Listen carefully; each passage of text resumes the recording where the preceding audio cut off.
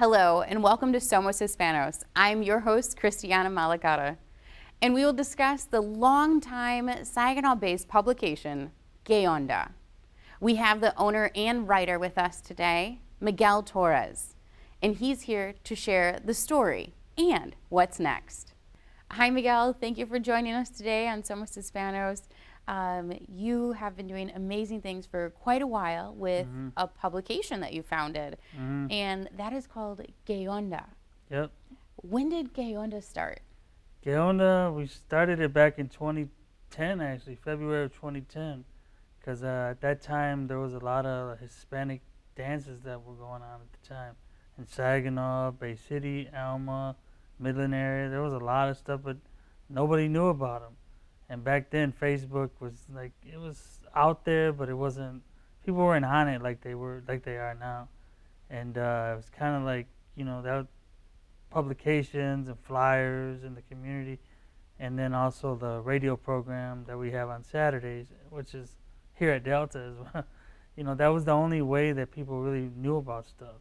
And we decided to start a publication.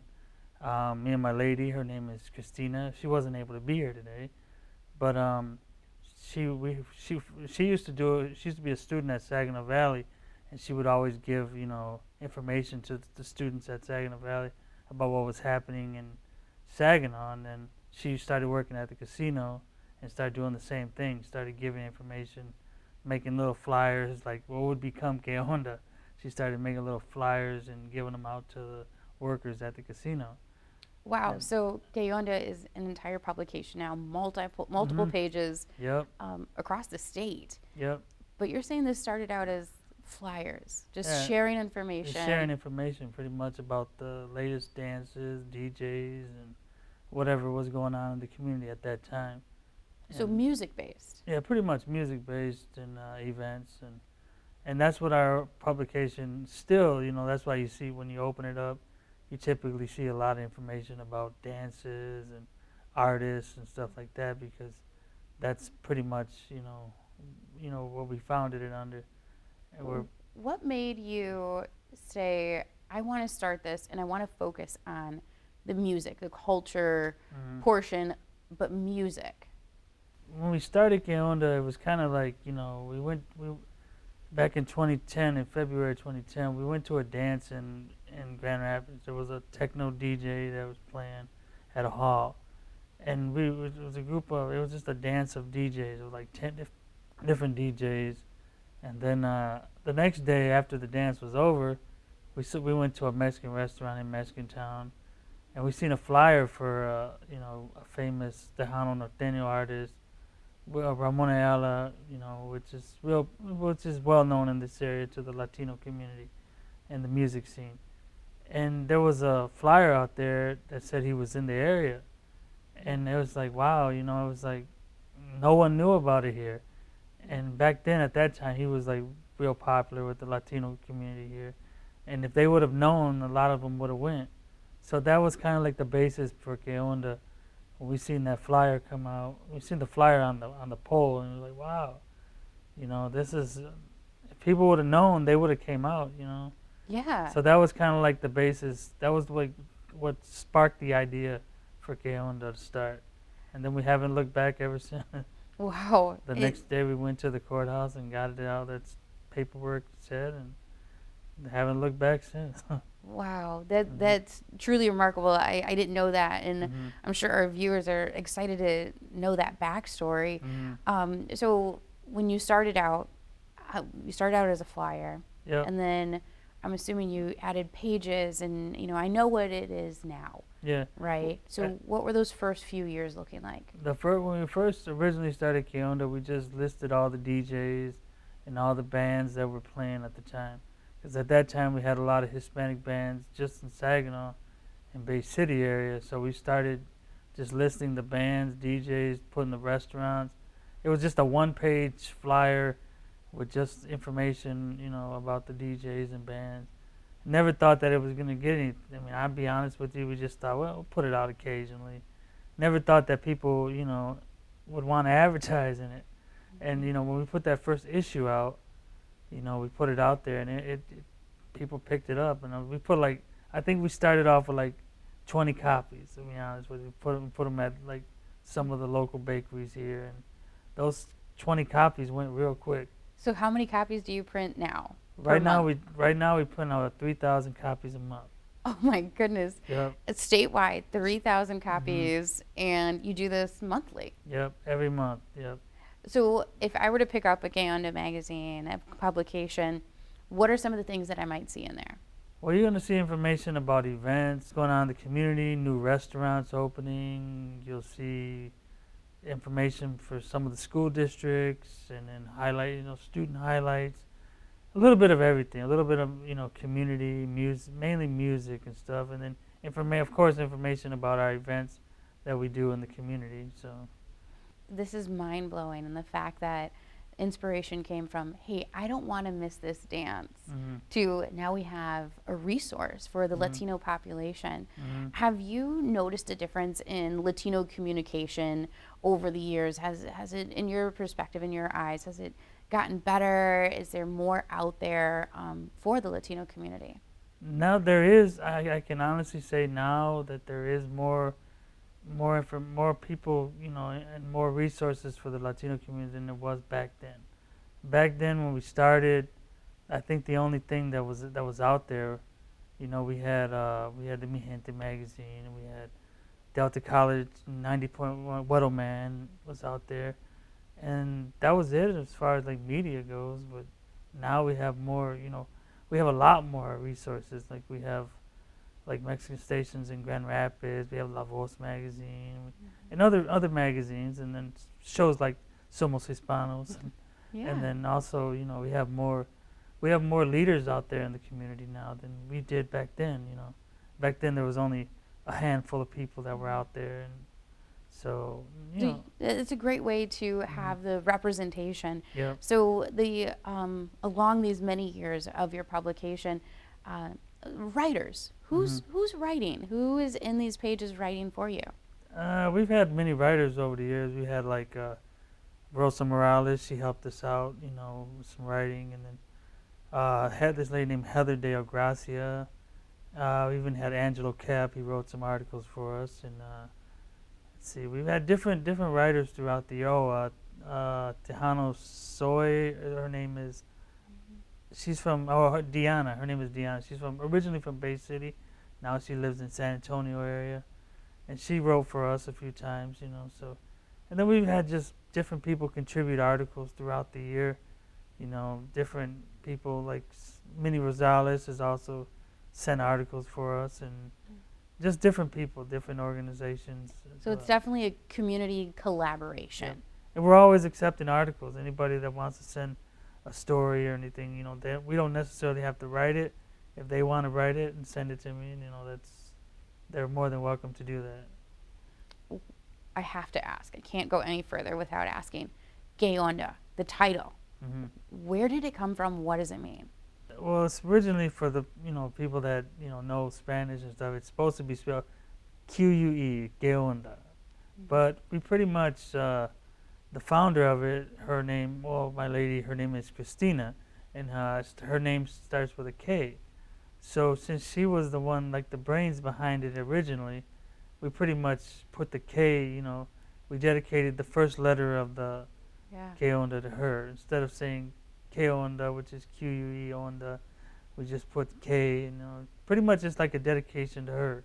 In our non-Spanish speaking viewers, what does Gay Onda mean? What's up? What's happening? What's kind of like what's going on? What's going on? What's happening? So, in the sense of what's going on, what's next? What do you see? Since a flyer to an entire publication, 3,000 plus copies. What has been the big thing that's coming up next for you? Well, next we hope to focus more on the website. We do have online. We're trying to focus more on our online platform. Right now we have a website, and also trying to focus more on the social media, Facebook, because that's like that's one of the main ways to get the word out. And then also recently we just started, we want to focus, then also maybe turn Gay Onda into a full magazine.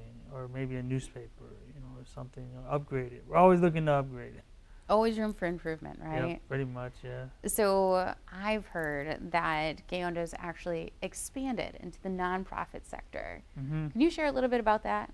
Yeah, recently we started Fiesta que Onda nonprofit organization, and that organization was started actually a year ago. Well, actually, we started a year ago officially, but we were doing fiestas. We've been doing this thing is called Fiesta que Onda the past 5 years. It's an annual fiesta that's held.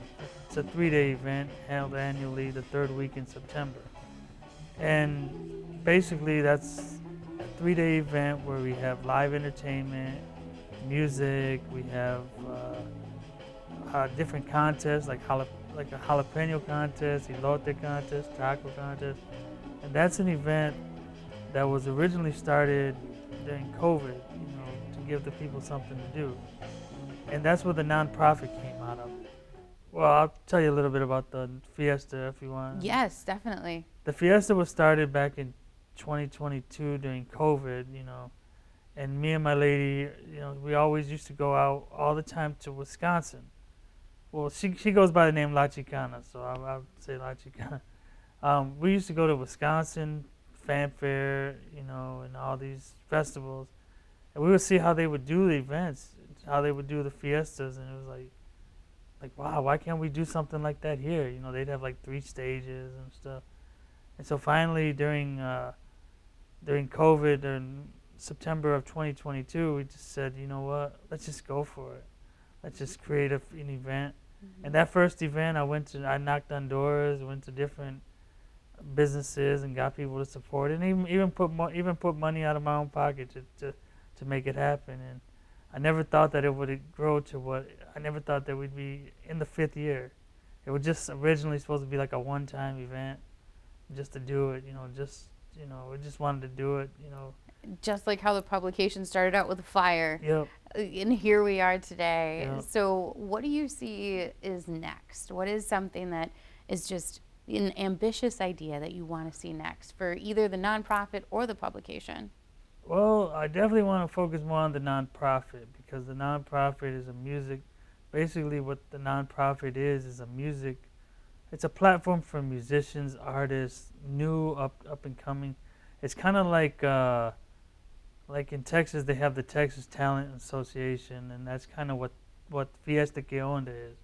It's a platform for anybody that wants to get in music, arts, just to give them that platform to be able to just get out there and perform, because a lot of the times people just need a little push, what I'm saying? There's a lot of talented artists here, but, they just don't have no place to play, and it's like, or they get nervous, or they don't want to, they just, and we've helped a lot of artists over the years. There's a lot of DJs and a lot of bands, a lot of musicians, and they've gotten their start from us, for instance, over the years since we've been doing events, there's been a lot of different artists and groups that people had never heard of that otherwise would have never got a chance to play around here, and that's You're giving them exposure. Pretty much. And a boost of confidence along the way too. Yeah. Being published in a magazine it's in my eyes a tremendous honor, Mm-hmm. and being able to share the goodness that you can serve. Mm-hmm. So let me ask you this: have you had a favorite cover or a favorite story throughout the years that you're like, Mm-hmm. this is so cool, I'm excited to share this?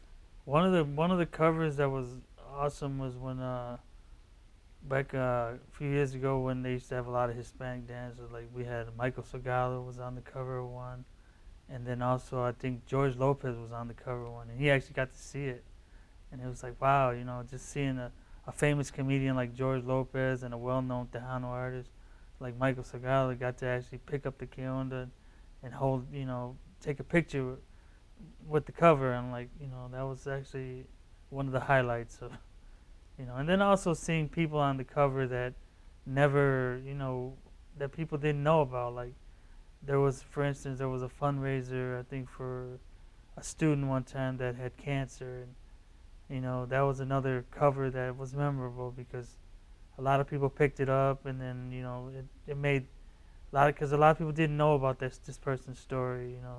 They ended up fortunately they ended up passing away, but everybody, they got a lot of support because they were on the cover of the publication for that month. So it was that's another thing, that's another memorable cover, 'cause, That's amazing. yeah. So when the community goes out to look for Gay Onda publication, where can they look, either online or in person? In person, you can check it out at all the Hispanic restaurants in Saginaw and all the local establishments. For example, like Rancho Grande Restaurant, Coco Loco, and then also like Saginaw County Courthouse.